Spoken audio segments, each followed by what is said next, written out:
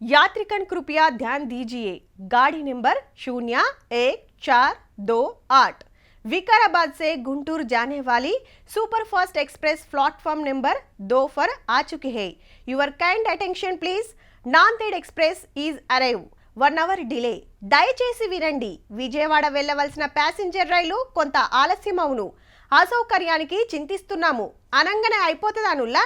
రైలు బండిలా ticket తీసుకోకుంటే జుర్మానా ఎత్తారు, మరి అది టైంకి రాకుంటే ఏముంది ఎయిటింగ్ చేస్తామంటారులే। కానీ లేట్ వచ్చినందుకు ఉత్తరప్రదేశ్లో ఓ స్టూడెంట్కు 9 లక్షల దండగా కట్టిస్తుంది రైల్వే శాఖ। ఓ చెల్లెమ్మ డిగ్రీ పరీక్షల కోసం స్టేషన్కి వస్తే 2.5 గంటల ఆలస్యంగా వచ్చిందట రైలు। అప్పటికే ఎగ్జామ్ టైం అయిపోయే వరకు సెంటర్లకు రానియలేదట।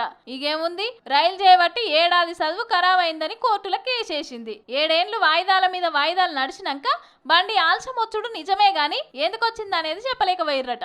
ఇంత లాపర్వా చేస్తారని స్టూడెంట్ కు 9 లక్షల రూపాయల నష్టం, 12,000 కోర్టు ఫీజుల కింద నెలన్నర లోపట ఇయ్యాలని ఆర్డర్ వేసిండు జడ్జి సారు। పరీక్ష పోయిందని ఏడ్చుకుంటా కూసోక కేసు పెట్టి 7 ఏళ్లు కొట్లాడిందంటే తారీఫ్ చేయవలసిందే।